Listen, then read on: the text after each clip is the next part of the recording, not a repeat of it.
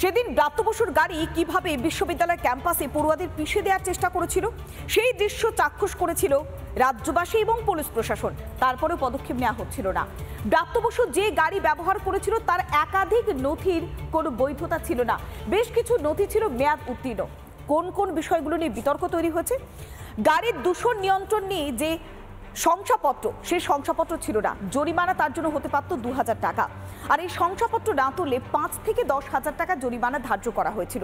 আর গাড়ির কর 1.5 মাস বকেয়া ছিল। কর বকেয়ায় প্রত্যেক মাসে 4% করে অতিরিক্ত কর ধার্য করার নিয়ম রয়েছে। আবার অন্যদিকে গাড়ির সামনে লাগানো ছিল বাম্পার গার্ড, যা বেআইনি। ভারতে গাড়িতেই বাম্পার লাগানোটাই বেআইনি, কিন্তু তা মন্ত্রীর গাড়িতে ছিল। বাম্পার লাগালে 1 থেকে 5,000 টাকা পর্যন্ত জরিমানা, কিন্তু তাও মন্ত্রীর বিরুদ্ধে কোনো পদক্ষেপ নয়। মন্ত্রীর গাড়ি বলেই ট্রাফিক আইনে ছাড় দেওয়া হচ্ছে? মন্ত্রীর গাড়ি বলে কি গাড়ির করেও ছাড় দেওয়া হচ্ছে? একাধিক প্রশ্ন বারবার উঠে আসছে। মন্ত্রীর যখন একের পর এক নথি ঠিকভাবে ছিল না, তাহলে কি জরিমানার প্রয়োজন মনে করছে না পুলিশ? একাধিক বিতর্ক তৈরি হয়েছে ব্রাত্য বসুর এই গাড়ি নিয়ে।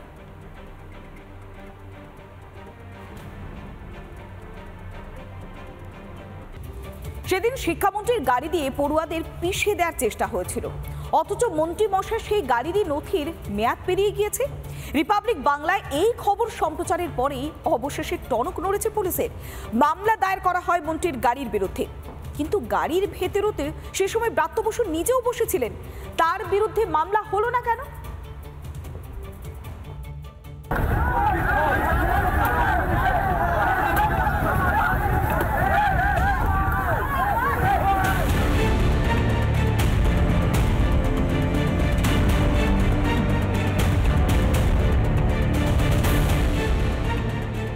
প্রতিবাদ জানাতে এসে শিক্ষামন্ত্রীর গাড়ির চাকায় পিষ্ট পড়ুয়ারা। শনিবার শিউরে ওঠা সেই ছবি দেখেছে গোটা রাজ্য। এবার মন্ত্রীর সেই গাড়ি নিয়ে শুরু হলো বিতর্ক। ব্রাত্য বসুর গাড়ির বেশ কিছু নথির মেয়াদ শেষ। গাড়ির দূষণ নিয়ন্ত্রণ শংসাপত্র মেয়াদ উত্তীর্ণ। গাড়ির কর 1.5 মাস ধরে বকেয়া। গাড়ির সামনে বাম্পার গার্ড লাগানো। এই গাড়িটির যে বাম্পার গার্ড রয়েছে সেই বাম্পার গার্ড কিন্তু ইনস্টল করা যায় না। সেক্ষেত্রে প্রচুর লিগ্যালিটিস আছে, প্রচুর ফাইন করা যায় আন্ডার সেকশন 290 মোটর ভেহিকেলস অ্যাক্টে।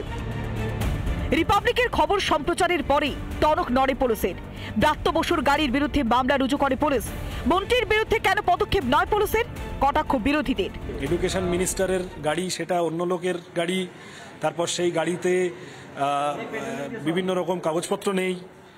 এ কি হচ্ছে আমি জানি না।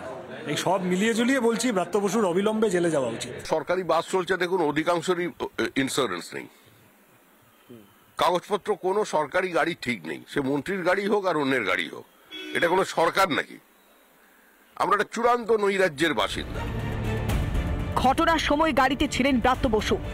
এখনো জখম ইন্দ্রানুজের অবস্থা আশঙ্কাজনক। শিক্ষামন্ত্রী বলে কি 7 খুন মাফ? নেতা মন্ত্রী হলে মানুষ করে লাইসেন্স পাওয়া যায় বাংলায়? সৈকত পলের রিপোর্ট, রিপাবলিক বাংলা। নানা ধরনের কন্টেন্ট দেখার জন্য লাইক করুন, শেয়ার করুন আমাদের ফেসবুক পেজ, সাবস্ক্রাইব করুন আমাদের ইউটিউব চ্যানেল। পাশাপাশি অন্যান্য ব্রেকিং নিউজের জন্য অবশ্যই চোখ রাখুন রিপাবলিক বাংলায়।